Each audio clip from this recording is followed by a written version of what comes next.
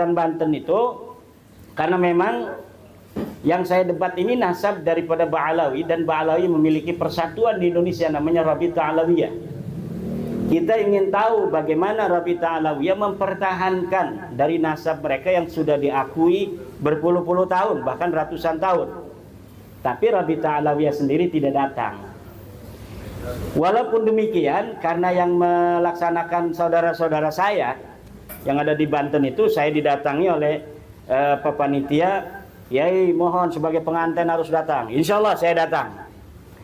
Tetapi kemudian saya mendapatkan surat dari para kesepuhan yang mendukung tesis saya, baik dari Banten, dari Jawa Tengah, Jawa Timur. Kemudian hasil istikharah beberapa kiai yang mendukung tesis saya dengan sembunyi-sembunyi, kiai khas, dikirimkan oleh saudara saya Said Zulfikar. Kiai, ini hasil istikharah dari para kiai sepuh. Kiai tidak boleh datang ke Banten. Nah, ketika itu pula langsung Kiai siapa di Cirebon, Kiai Abbas Buntet mengadakan acara dadakan. Malamnya, siang saya di UIN, malamnya harus ceramah di Cirebon.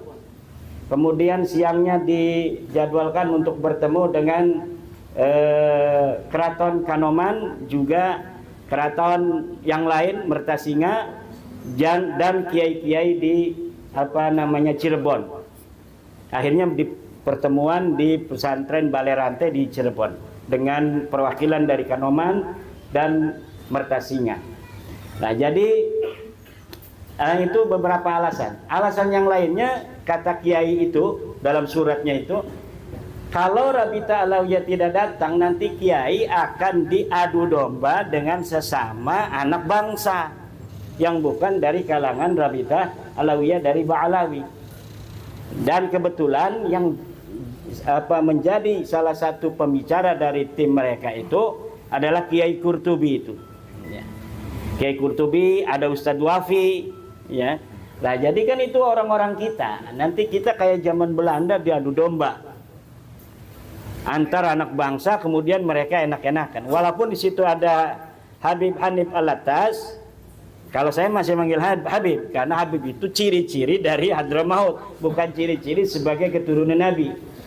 Itu sudah ada penegasan bahwa mereka tidak mewakili daripada Rabita Alawiyah. Kalau tidak mewakili Rabita Alawiyah, apapun keputusan, kesimpulan dari diskusi ilmiah itu tidak akan ada konsekuensi apapun terhadap Rabita Alawiyah. Lalu untuk apa adanya diskusi itu? Kalaupun misalnya tidak langsung kesimpulan, kalau dengan Rabita Alawiyah dengan santai, ini manuskrip saya pakai PowerPoint, kemudian coba diteliti bareng-bareng, kan enak. Maka saya pernah ngomong 3 hari 3 malam. Kenapa 3 hari 3 malam? Karena kitabnya banyak. Dan setiap klaim dari saya harus diperiksa dan diverifikasi sumbernya oleh mereka. Kemudian setiap bantahan mereka dari kitab apa, nanti saya verifikasi. Nggak bisa langsung TikTok langsung selesai. Nggak bisa. Satu sumber mereka, misalnya mereka ini membantah dari tesis saya, ini ada kitab manuskrip yang belum dicetak. 1 lembar kami dapatkan, ini fotonya, kita teliti. Mana lembaran awalnya? Mana lembaran akhirnya? Mana titik mangsanya? Siapa selama ini yang memegang? Dari nushah tahun berapa dia itu menyalin? Kemudian ada nggak data pembanding manuskrip ini dengan sumber lainnya? Disebutkan tidak oleh manuskrip yang lainnya? Kalau tidak, itu bisa jadi manuskrip palsu. Manuskrip palsu itu bisa dibikin zaman sekarang itu. Kertasnya kertas tua misalnya, kita butuh kertas 100 tahun yang lalu, itu masih ada di toko-toko loa. Kertas 100 tahun lalu kita bisa ada di toko loa.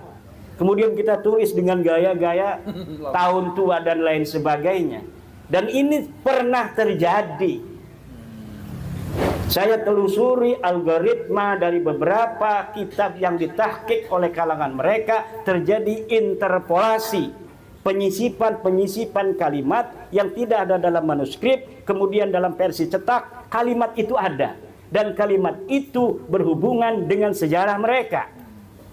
Bagaimana kita untuk bisa mempercayainya kalau misalnya kita hanya debatan begini, diskusi dalam waktu yang singkat untuk menarik kesimpulan yang seilmiah mungkin. Maka kita memerlukan waktu.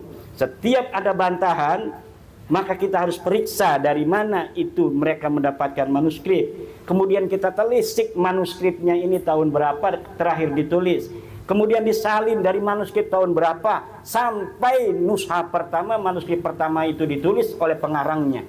Ini perlu sanad dan riwayat. Dan inilah yang membutuhkan waktu.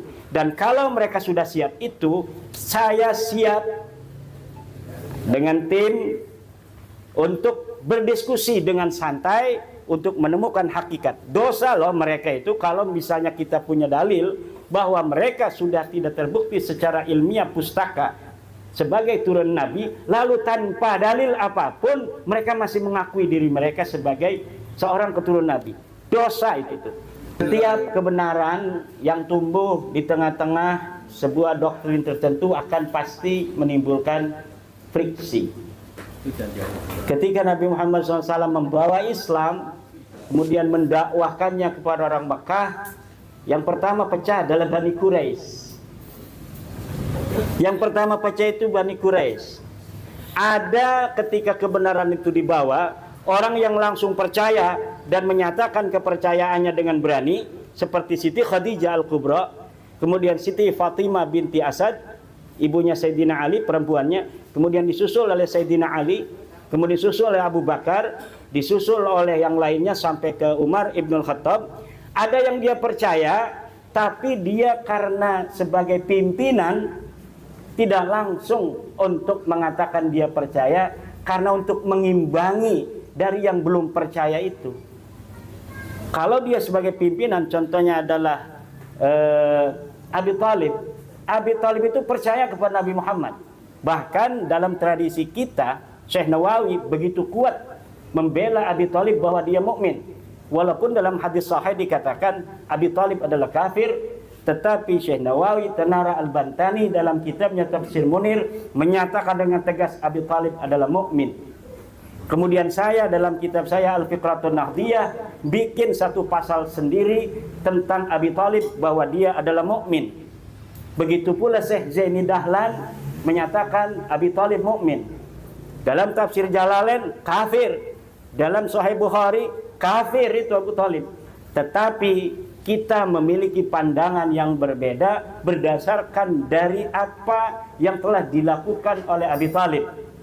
Berdasarkan hadis-hadis pembanding selain hadis Bukhari yang kita temui, maka saya menyatakan dengan tegas Abu Thalib dengan laqab radhiyallahu anhu. Taradinya saya pakai radhiyallahu anhu, menandakan bahwa saya percaya bahwa Abu Thalib itu adalah seorang mukmin. Dia tidak menyatakan di hadapan orang-orang Mekah bahwa dia percaya kepada Nabi Muhammad. Itu bukan karena dia tidak percaya kepada ponakannya ini seorang Nabi, tapi untuk menjadi istilahnya pelindung Nabi Muhammad dari serangan keluarganya yang tidak percaya. Saya husnudzon pada PBNU demikian juga. Kalau PBNU husnudzon kepada nasabah Alawi berdasarkan Safinatun Najah yang katanya barokah, maka saya husnudzon kepada PBNU juga demikian. Seperti Abi Thalib terhadap Nabi Muhammad sallallahu alaihi wasallam.